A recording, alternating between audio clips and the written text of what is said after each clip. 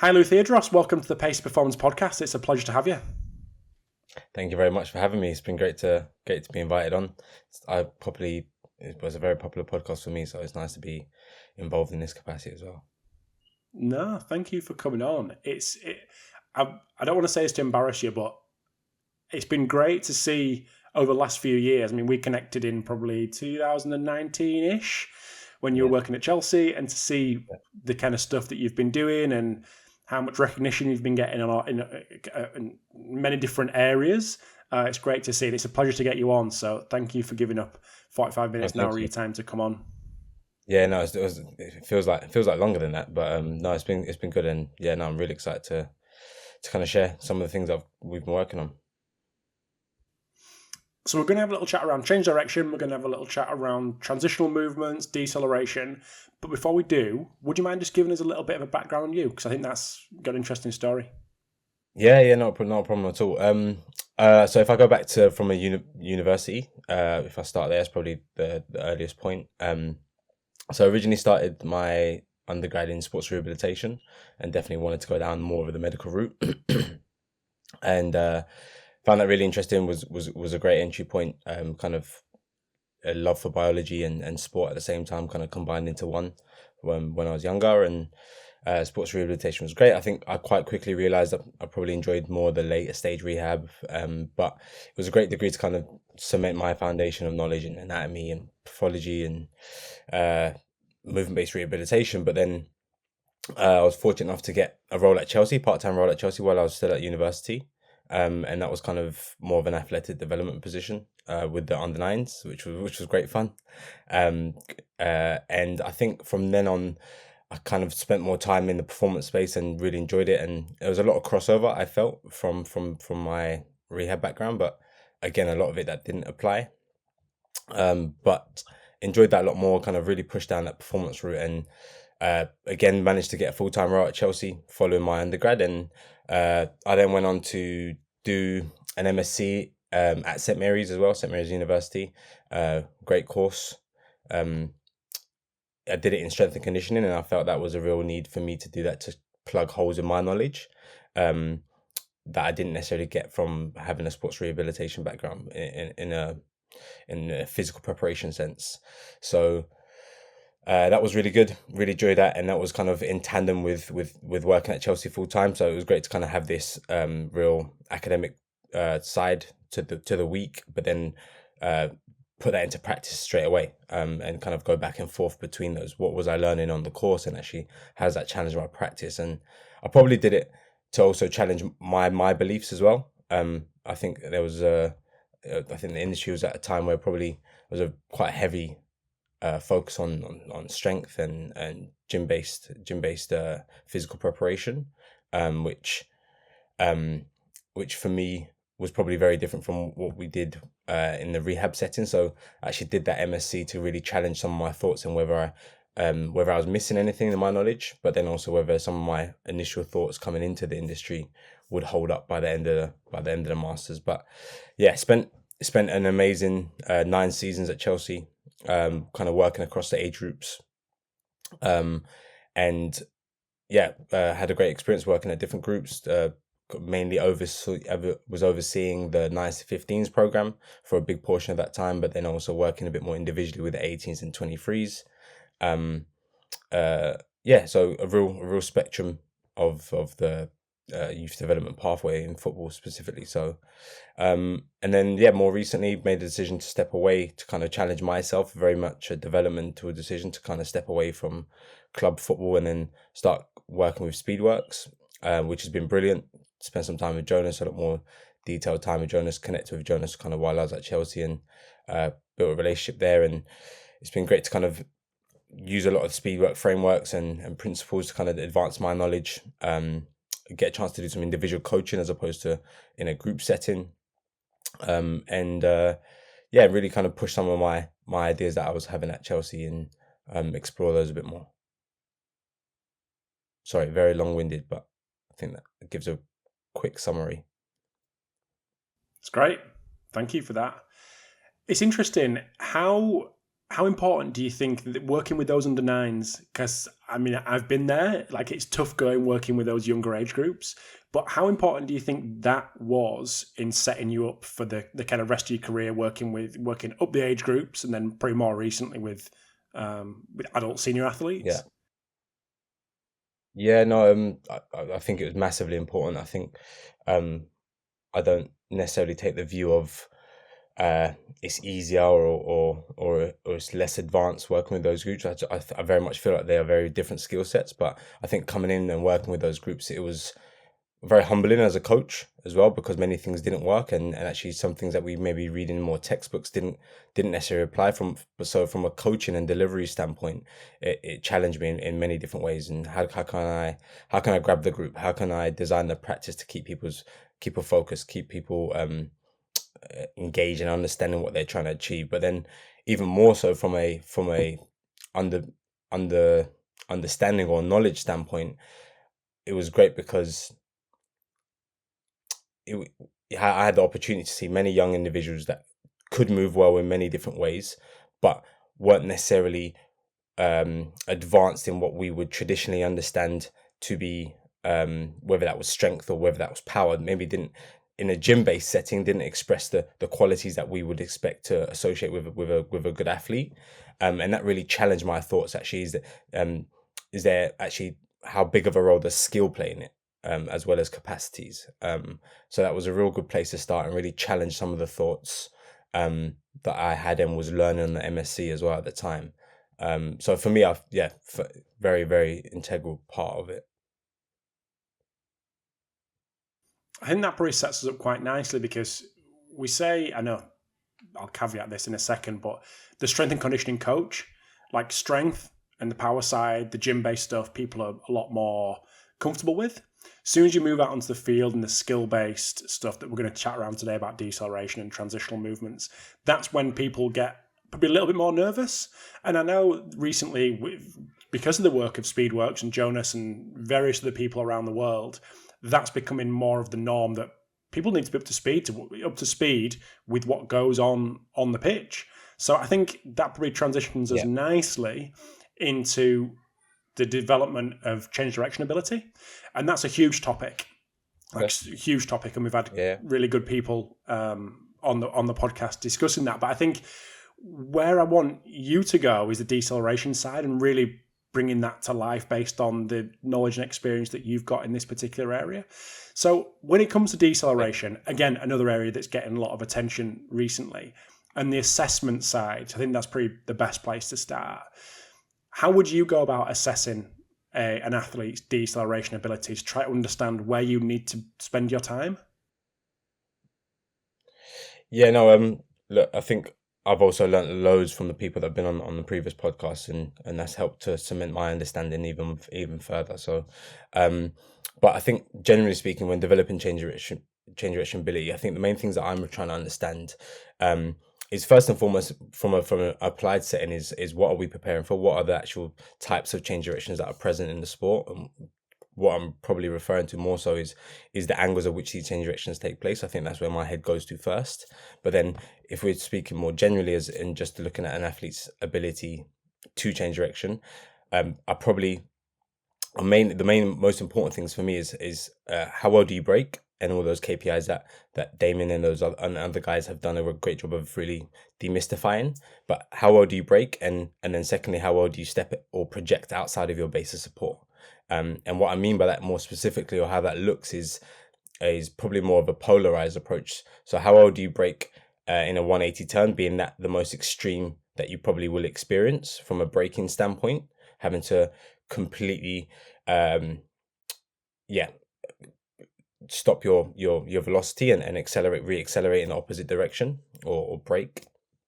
And then actually more those shallow changes of direction, so 60 degrees and less, looking at actually how well do you step outside of your base of support and reorientate your trunk to move into a new direction slightly. So those are the most important things for me. And again, I say that polarized approach because I think all of the angles and change direction angles between those are going to probably be an amalgamation of those two aspects. How well do you break and how well do you step outside of your base of support? So if we take a 90-degree cut, that's probably smack bang between a 0 and a 180. There is going to be a real need for you to have some braking involved, maybe not completely coming to a halt, or definitely not completely coming to a halt, but some braking involved. But then there is also going to be a real need for you to be able to step outside of your base support to redirect it, if that is a 90-degree cut as well. So if I can understand the extremes and how well you operate in those, I feel like I gain a good understanding of how well you probably will execute other angles of change direction. And then obviously there's some physical qualities that will then underpin those. So would you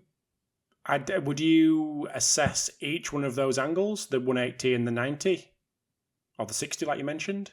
I think from applied setting, I would probably focus more on a 180, and then more shallower changes of direction, and then understand how you do the extremes and not test a 90. Just look at how well you're able to maintain your speed in more acute angles of change direction or shallow changes of direction, and then more the aggressive changes of direction.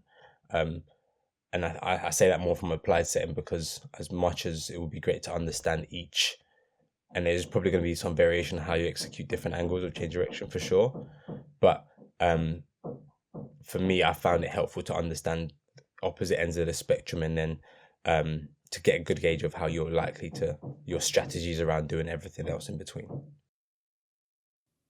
So would you use a test like Damien's, or would you do something different? Yeah. And would there be any tech that you'd use to get a deeper understanding of angles and things like that? Yeah, so testing wise, the 10.5 for the 180s is something that I've commonly used, and we commonly use it at Speedworks as well. And it's been extremely insightful.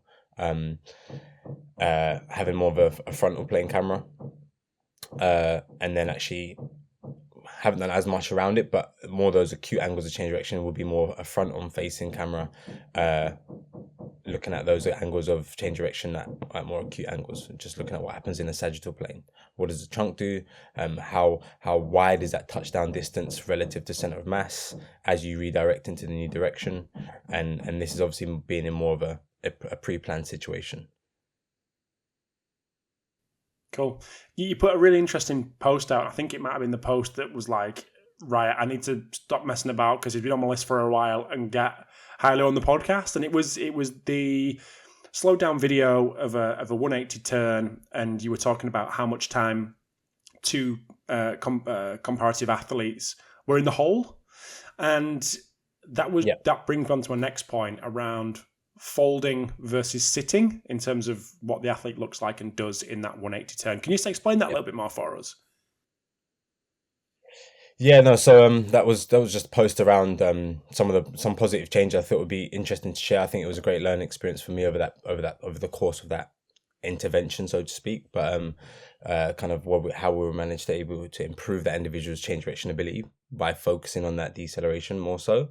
And the biggest point that came from that was actually helping to teach that individual how to fold versus sitting. And what we're talking about when we're talking about, or what I'm talking about, referring to when I'm talking about folding versus sitting, is we know that in deceleration, drop in center of mass is a key KPI. A drop in center of mass is a key KPI for braking. But more particularly, how does that individual actually execute the dropping of center of mass? And there's commonly in the athletes that I've coached, commonly those two different ways, that are two different buckets that people sit in.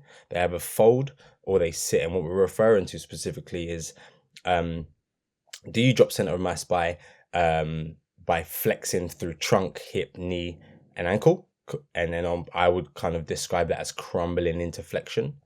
Or are you able to actually remain fairly vertical and disciplined within your trunk and achieve more of that drop of center of mass, or drop of the hip through predominantly the hip, knee, and ankle, and whilst the trunk remains fairly disciplined? So those were the two buckets I commonly fit people into. And if they probably then go on to the relevance of this is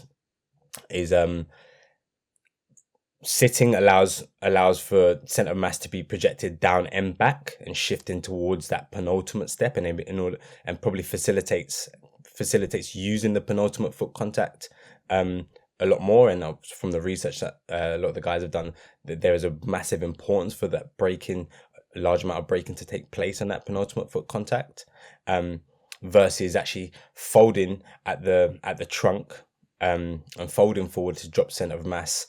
Probably reinforces, well, not probably, definitely reinforces center of mass to shift forward onto the front leg, and actually doesn't encourage sitting back and preparing for the new direction and creating that nice stable base of support in order to really counteract forward momentum and create the appropriate braking forces in the right direction. So is obviously the importance of the trunk and the orientation of the trunk to be able to decelerate and then reaccelerate, is that something that is isolated in terms of a training in training capacity, or is that something that's a result of something else? I wouldn't say it was one or the other. I think it could be an amalgamation of both. It could be someone's individual capacity that's forcing a folding action. Maybe they aren't able to produce the right amount of forces, eccentric forces, to at the lower limb in order to create the right amount of braking needed. So then, therefore, the more of the body needs to be involved in that braking action or counteracting that folding, that forward momentum, or actually it is maybe that individual doesn't have the confidence to be able to increase touchdown distance. And just probably a good place to kind of just simplify this again, but through coaching deceleration and through many of the conversations that we've had, we very much feel like deceleration in many ways is the inverse of acceleration. So in acceleration, where we see hip height going from low to high, we would see in deceleration hip height going from high to low. When we referring to touchdown distance, we ideally want to decrease touchdown distance in acceleration in order to increase our propulsive forces. Similarly, the inverse of that would be increasing our touchdown distance in order to increase the amount of braking forces that we're going to apply to the ground, in order to brake better or decelerate better. So I think that's important to kind of go back to that point, and that's always been my kind of, when things maybe get confusing, how can I understand it better? And actually, the folding action doesn't support our ability to increase touchdown distance, doesn't support our ability to redirect into the new direction, actually. But when we look at sitting action, it definitely does support that a lot more. We get to reorientate our body into the right direction, and as a result of that, increase touchdown distance, drop center of mass effectively, drop hip height whilst increasing touchdown distance, and actually having a negative hip displacement across the steps, as opposed to what we would see in acceleration, which is a positive hip displacement across the steps. Does that make sense? Is that clear? I know that, yeah, 100%. I know this may sound super rudimentary, but as the athlete is accelerating, maintain speed, and then as soon as they drop into looking to decelerate and then potentially reaccelerate, which is most likely going to happen in the sports that you and I have been involved in, you more than me. Yeah. Would you be able to take us through what you're actually looking for as that athlete starts to decelerate? Then we can have a little look at drills and things to be able to coach them into these kind of positions. Yeah. So again, I'll keep on referring back to some of Damien's work, but I'm predominantly looking at the anti-penultimate foot contact, the penultimate foot contact, and the final foot contact. And if we're starting from the anti-penultimate, we use this phrase of projecting back, but actually, is that individual able to increase touchdown distance, have the confidence to increase touchdown distance, so step there, get their foot out in front of them and project themselves backwards in order to counteract forward momentum that we get from acceleration or linear speed, and then progressively over those steps, as much as we are projecting backwards, are we also able to drop our center of mass in order to, and the importance of dropping center of mass is so that we can apply those forces more horizontally in the opposite direction. And it's really, really challenging to stay very vertical and increase touchdown distance. from an anatomical standpoint as well. And again, I'll refer back to acceleration. It's very hard to project yourselves forwards when you're in a very upright position. So that's kind of completely the inverse there. So across the anti-penultimate and the penultimate foot contact, are they able to increasingly step in front of their base of support, remain fairly upright in their trunk whilst dropping their center of mass?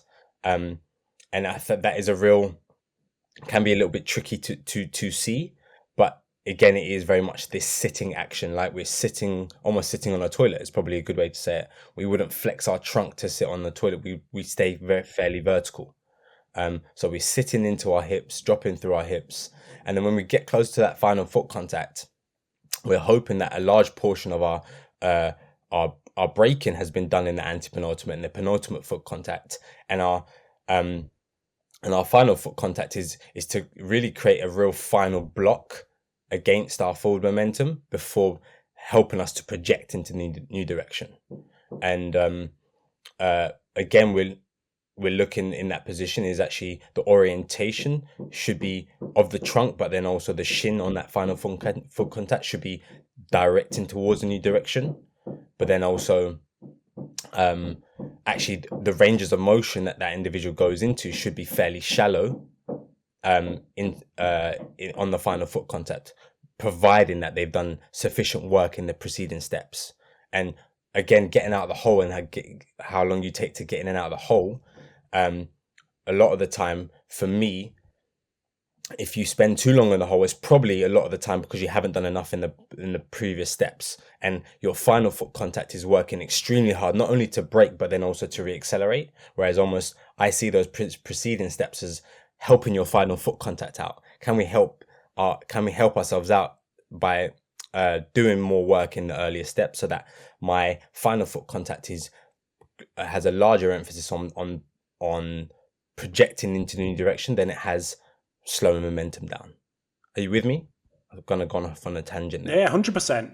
No, absolutely not. No, but my next thing was just kind of focus on the trunk was, I suppose, and the hips, was the rotation, the intentional rotation. Is that happening?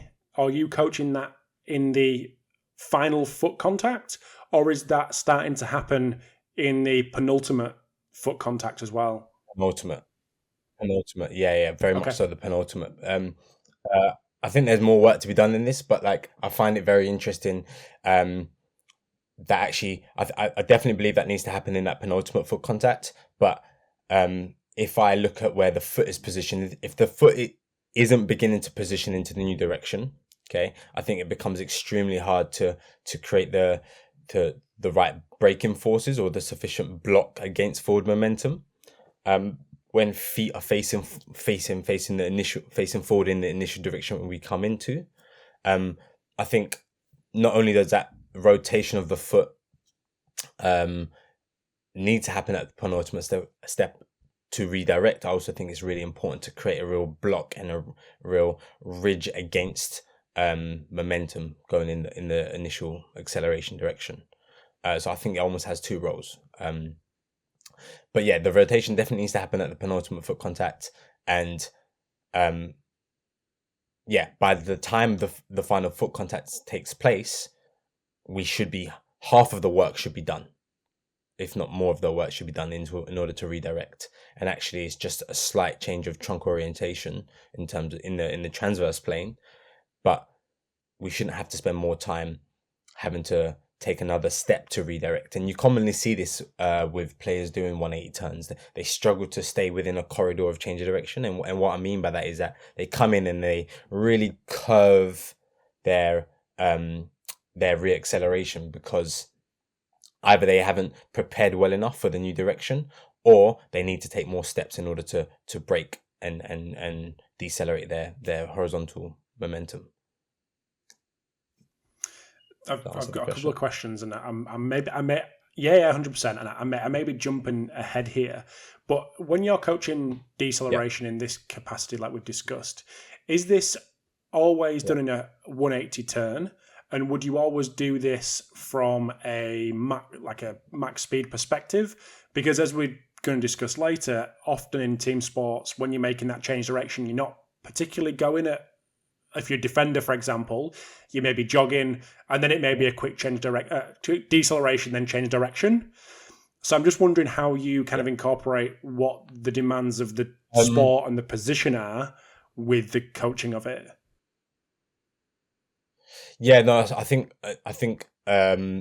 breaking as a quality, I think that will, for me, if I'm really trying to isolate the quality, the extreme ends of it are going to happen at 180 turns. Okay. And if I really want to overload that, I might use that as an intervention, but definitely completely agree with you. It needs to be, especially when we come on to talking about our Speedworks levels, for me, it needs to be more representative of what we're trying to train for. Yes, braking might be your limiting factor as to why you can't stay tight in a 1v1 or you struggle to change direction. Okay, so I might use 180 turns as a real way to overload that stimulus and overload braking, but I definitely need to shift our training along to be more representative of what we're trying to work for, and whether that's specific to the velocities that take place, the angles of change of direction that take place. But I don't necessarily think it always needs to be a sprint into change direction. I think some of the ways in which we've coached it, again, I don't think we need to reinvent the wheel here, but there's a lot of great, in terms of a training process that's been put in, that we understand very well in terms of developing acceleration. For me, it's just very much been applying that same framework and concept to deceleration. So there's going to be some isolated exercises that are going to really focus on key moments of either the penultimate foot contact or the final foot contact or trunk orientation. But then there are definitely going to be integrated drills that are going to be exposing you to different change directions. Yeah, are you coming in at different speeds is a variable that we can manipulate. We can also achieve braking through different types of, I call them derivatives, but they are also transitional movements in themselves, and we'll probably come on to that later. But the lateral shuffle and the crossover shuffle, there is still an element of braking involved, and actually I would use those as derivatives to really focus on key shapes and positions at lower intensities, at lower speeds. Or we can actually then do 2 to 3 step decelerations from walking and jogging positions that are accentuated with the band into pulling that individual further into the direction they're initially heading in. We can, we definitely would be like we'll come on to but not just come and decelerating to stop, but decelerating to move off again, and maybe decelerating 1 or 2 stops before we move off again, or decelerating over larger distance, shorter distance. For me, there's a real wide spectrum. It's just important to understand the context of what we need to work on and breaking that down before we build it back up again. Before we go any further, I'm going to say Sportsmith. Definitely it's not Sportsmith. Speedworks levels. Would you better talk us through that? Because I know that was something that was discussed at the conference a couple of times, and I've watched the videos back, and it'd be good to get a bit of an insight into the Speedworks levels as well. Specific to this context around deceleration. So game speed levels goes from level 1 to 7 and increases in complexity and goes closer and closer to what we understand as game speed.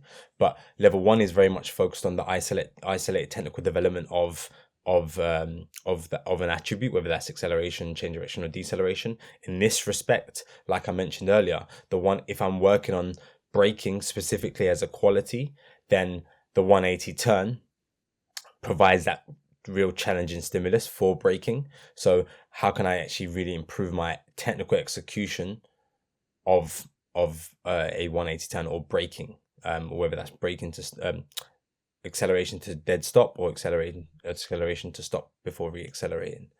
Then as we move into level 2, level 3, it's adding complexity through making things, adding different variables in. So challenging velocity, challenging different directions, different start positions, and adding complexities in that sense. So not just from cone to cone as such anymore, not just accelerate to that cone and stop when you reach there and come back.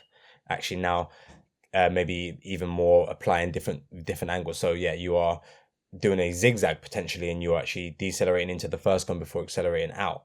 Or you are starting in different positions before you decelerate, or you are decelerating in a specific zone before you reaccelerate. So different transitional movements that will begin to complexify braking before we then move it to level 3 and 4, where we are starting to design practices that are more representative of the end goal or what happens in the game, but in a closed setting. So okay, these are the situations, this is the actions that take place. How well can you demonstrate braking in these situations where you have plenty of time to focus on it? And then again, as we can begin to complexify these a bit more, we can make things more reactive. It's about making more things reactive as we move through the levels. So we can make things reactive by using me as a coach to call different cones, colors, and reduce the time available to prepare. So level 1 is obviously what I didn't mention. Level 1's a great place to really embed some key concepts, key areas that we really need the individual to understand about braking. So sitting versus folding is going to be a key thing for braking that we want that individual to understand in level 1, and that will be a continuous theme as we begin to complexify things and make things more reactive. But the challenge is going to be, as we get more reactive, how well can that individual still achieve the fundamentals that we spoke about at level 1 with less time at levels 3, 4, and 5. And then finally, levels 4 and 5 are going to be more about creating more situations. And for me, that is the point at which our coaching needs to shift towards more the objectives of the task and the task that we are trying to represent from the game, as opposed to what the movement should look like. Ideally, yes, the movements should equal achieving the task better or being more successful at the task. But I think what GameSpeed provides is allows us to appreciate that the movements can look, even though there are core fundamentals, there is a large amount of variability that will take place when we spend time at levels 4 and 5 and things are more reactive and open. And that variability is important because it's more representative of what happens. There's no one same situation that happens in the game. So how can we artificially create this environment that creates that? And shifting our focus towards the objective of the task is really important because that is what happens in the game. But yes, then we can always refer back to, okay, your objective was to get tight there in that situation. You didn't get tight, and that was probably because you didn't sit. And that's why we sit enough, or you were folding. Your center of mass was still very much on your final foot contact versus shifting towards your penultimate foot contact. And that is maybe why you weren't so successful at the task. Do you get what I'm saying? Is that clear 100%. to see that progression? Absolutely. I'm 100%. I'm following. So I know you've mentioned a couple. Is there any particular drills that you've used when it comes to the deceleration side of things and the sitting, the sitting versus the folding, that has really been able to pull the athlete into a position that you really like and is favorable for this kind of quality? Yeah. And if so, what are those drills that people could potentially steal from you? No. I think first of all, there's a whole bunch of drills. I'm sure people can come up with some great ones that I would also steal and I have stolen. So that's important to say at the start. But I think, especially when we're going back to this point of spending too long in the hole and what the Twitter post was about, I think for me, that one thing that's important to highlight is that it's important for us to understand what the limiting factor is to spending too long in the hole. Is it a physical restriction? Is it a physical capacity restriction, which will then mean a certain amount of intervention needs to take place? Or is it actually more of a movement strategy? Is it actually that you yield too much, or you go into very deep ranges of motion on that final foot contact and you don't have those reactive strength qualities to be quick out of the hole, quick in and quick out? Or is actually your trunk is actually all over the place throughout those deceleration steps and the final foot contact? So highlighting it first of all is definitely where I would say it's important to understand that there are differences and what's the cause and effect of spending too long in the hole. And once you identify that, going after it. But if we were to mock up a situation or use that example that we use in the Twitter post as something to kind of go off to talk about drills, etc. That individual's focus was about actually better trunk orientation and being in shallower ranges of motion and expressing more reactive strength on that final foot contact. So a lot of the drills that we went to were hop and returns, very much so a lot of plyo variations, getting a real feel for well, for me there was two things. There was things that happened in the gym, and then things that happened out on the pitch. And the way I saw the things that happened in the gym was focused around, even though it was a smaller portion, the gym was focused around overloading the physical elements while still integrating the teaching component. So what I mean by that is there was a lot more super maximal eccentric work, some iso inertial work to really challenge eccentric rate of force development, which was something that we highlighted was a contributing factor to spending too long in the hole, not being able to create those forces quick enough, which is probably why the trunk was getting involved. But when we are doing that work in the gym, or that iso inertial work and other strength work, it was 100% reinforcing, I need you to sit, not fold. I need you to remain vertical through the trunk, remain disciplined in your trunk while executing these exercises. Can we create that eccentric force through more our hips and our knees as opposed to our trunk? And then when we went out to kind of on-field work, which was a larger portion of it, a lot of that was focused around hop and return in the frontal plane. So lateral hop and return, but then accentuating the eccentric components by using a band to pull that person further into flexion, and that individual's got to do his best he had to do his best to really resist against this added velocity or this accentuated action. We did a lot of lateral shuffles, but with a stick overhead to really challenge that individual's ability to sit and not fold. So when doing a repeated shuffle, when reaching those endpoints, can you stay in fairly upright positions when pushing off on each side as you move left to right? And then finally, a lot of the other work was that plyometric work in the frontal plane. So skater jumps, and when I'm talking about the skater jumps, really reinforcing the point of bigger touchdown distance, shallow ranges of motion, really reactive contacts, and working along that spectrum, much like we would with acceleration. Those are a lot of the drills that we used. But I think the biggest difference, because I don't think any of those are groundbreaking or brand new, but I think the biggest difference was making sure we're talking about those technical points that cross over to what we're trying to achieve in the actual movement itself. And having these two components of teaching and training always in tandem.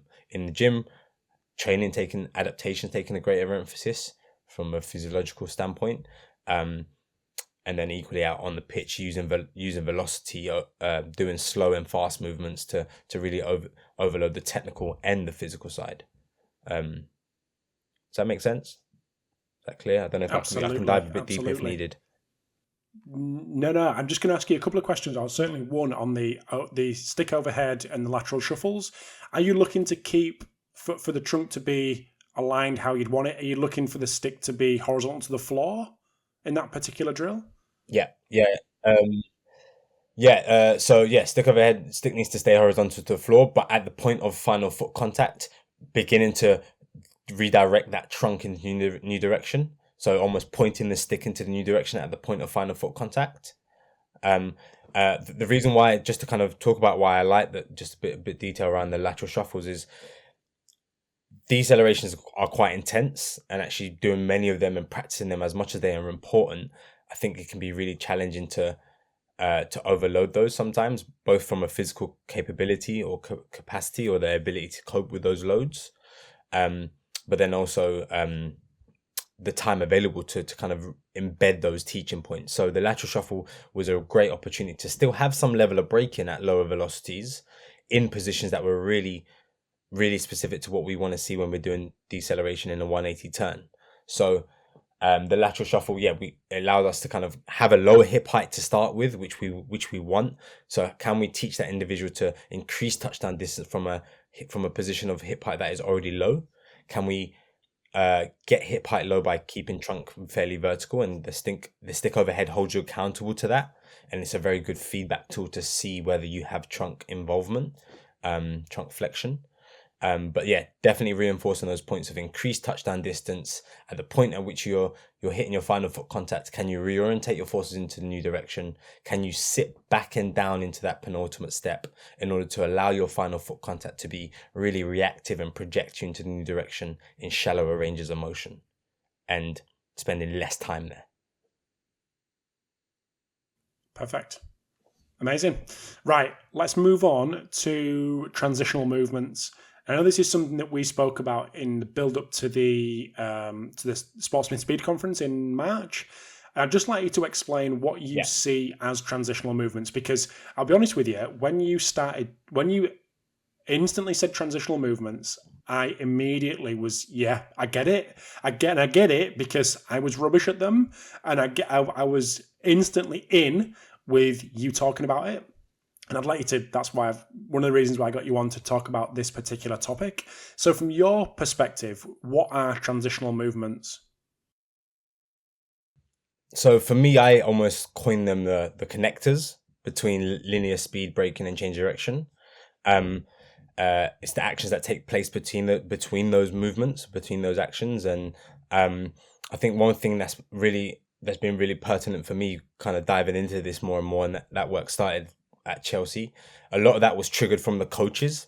I guess the background of it is the coaches would come to me and say he doesn't move his feet very well, or he can't change direction very well. But when we as a department, how we assessed those aspects were more traditional in terms of the 180 turn, the 10-5, or we would probably we would understand it more of a 90-degree cut, and they just weren't crossing over what the coaches were talking about, and how we were assessing these abilities to change direction weren't really aligning, and actually probably pushed me to dive a bit deeper as to that there's probably more available, there's more to it than just change of direction. And I think the reason why those transitional movements are of importance is purely because of the technical and tactical constraints of the sport. Because if you remove those aspects, I think linear speed, braking, and change direction are good enough. They kind of tick the box. But if we look at volleyball, there's a real need for you to change direction whilst also keeping your trunk facing the net at all times. That's a tactical component of the sport, or aspects of the sport, which then means that actually a lateral shuffle is going to be really important before you accelerate in order to keep yourself facing forwards. Or actually, if we're talking about a defender in football, there's a real need for him to stay facing the attacker as he's running at him in a 1v1, which is why a back pedal becomes important. Because if it wasn't, that individual will probably turn and run. It doesn't need to be more complex than that. So I think it's the presence of the technical and tactical constraints that makes that highlights the need and the importance of transitional movements and the ability to connect between acceleration, change direction, and braking. I'll come on to, I'll let you jump in, but I was going to come on to the objectives, what I see of the objectives of transitional movements. Go for it. Carry on, mate. Carry on. This is great. So as similar to what we at the Sportsmith, what I presented was actually the objectives and the purpose of these transitional movements fit into 3 buckets for me. Minimizing speed loss when subtle changes in direction or orientation are needed. So again, what that looks like to me is actually someone going from a back pedal into a linear sprint that isn't I'm still moving in the same direction backwards. I'm just changing my orientation. So that doesn't really fit into change of direction traditionally, and actually the requirements of the transitional movements in that respect is how can I backpedal and get into my linear speed without dropping my speed too much, because I need to keep my speed increasing because I have a player running at me, for example. Number 2, an objective is how can I close and can you close or exploit space over smaller distances when true change of directions are less effective? So similar to that volleyball situation, the traditional change of direction, like a 90-degree turn, are less effective. So actually maybe a lateral shuffle is going to be really important in order to close and exploit space in those sports. Then finally, actually, the objective of transition movements again is thirdly is preparing and accessing positions a lot quicker. Okay, if I can do a rotational step a lot quicker in the turn, then providing that I'm doing that effectively, I should be able to access key positions, have my hip height in the right place, decrease my touchdown distance before I'm about to accelerate. All those aspects that we want when we're talking about linear speed. So those are the three objectives and purposes of those transitional movements. But and then the last bit, sorry, I'm rambling on here, but this is the last bit. I think one thing that I definitely want to get across, and that's been quite important for me, is that although I've, especially in the presentation, categorized transitional movements into lateral shuffle, drop step or rotational step, crossover step, and the back pedal. Those are the big buckets I would probably fit most transitional movements into. I think it's been helpful for me to dissect those and separate those into those 4 categories. But one thing I've always been quick to check myself on is that I don't train it in just those isolated ways, because when we're working back from the sport, which is where they're highlighted, these actions don't happen in isolation. It isn't just a lateral shuffle. It isn't just a back pedal. It is commonly a back pedal into a lateral shuffle into acceleration, or acceleration into a drop step into a reacceleration, or deceleration into a drop step, then reacceleration. So they don't happen in isolation. And for our understanding, it is helpful to separate these areas. But when we're going about training, it's important to really think about how these transitional actions present and why they present, what the objectives are. Because there's probably going to be a need to mix and merge a lot of these actions whilst developing them. And is that part of the coaching of these transitional movements? Is the combination of these 3 or 4 different aspects and how you manipulate those depending on what you see in the game from video, or see from you just watching of a particular athlete do what they do?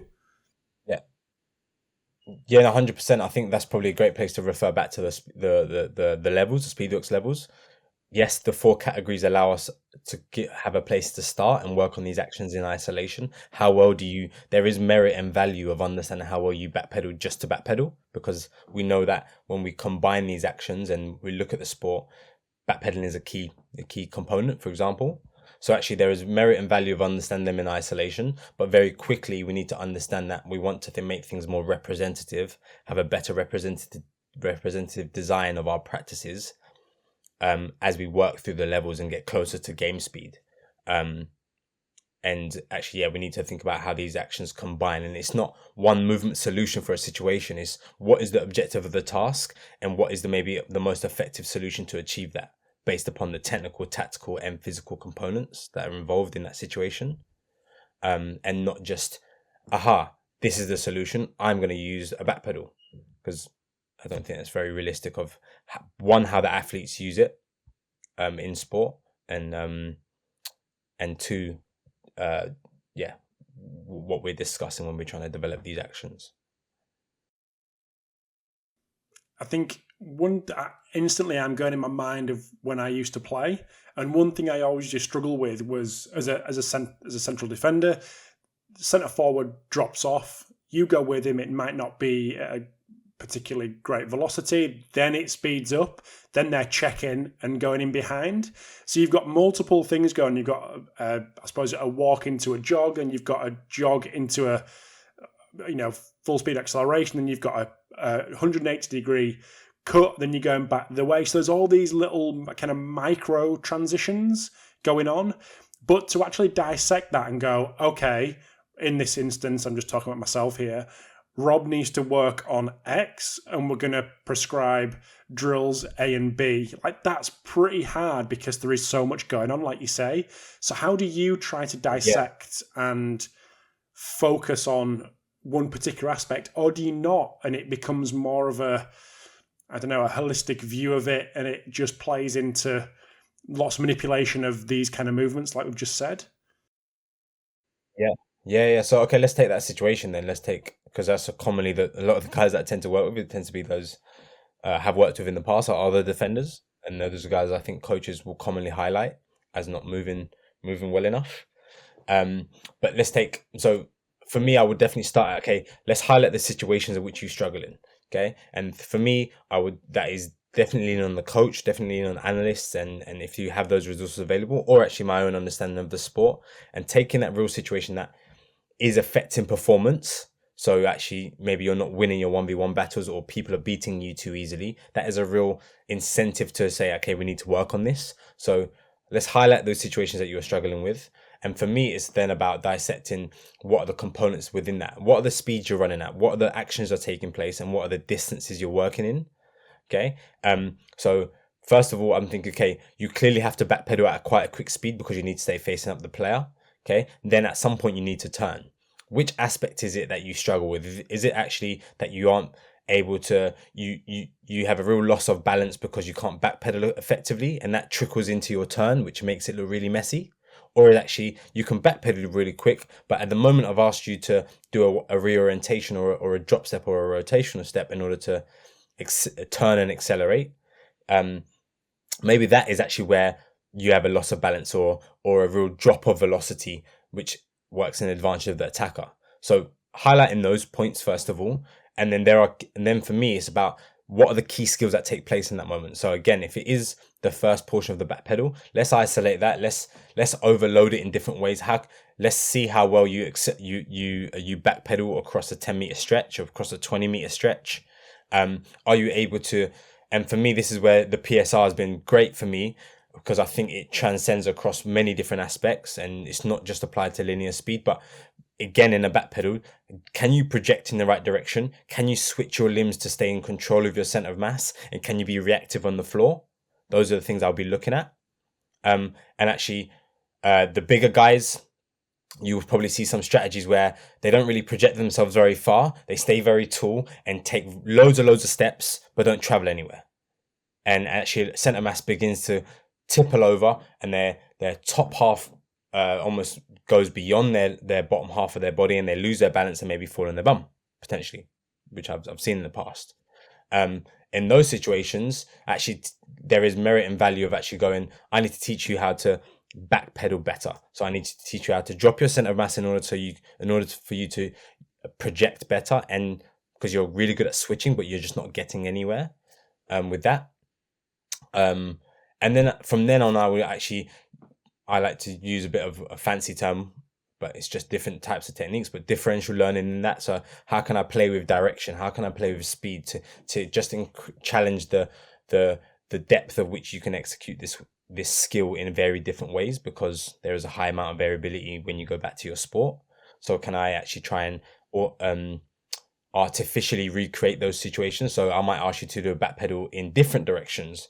I might ask you to do a back pedal assisted, where I'm pulling you with even more velocity, and you've got really control your center of mass.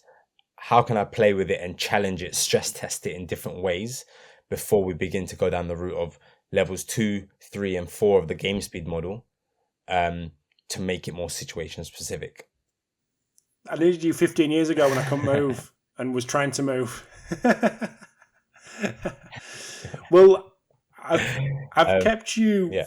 I've kept you for well over 50 minutes, and I think we've covered a hell of a lot in there.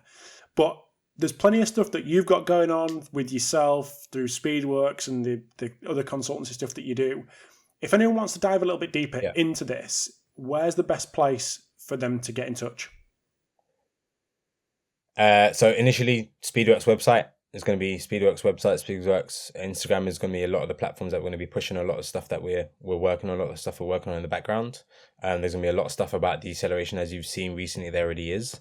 But that's going to keep on coming. So definitely the Speedworks website, and the Speedworks page.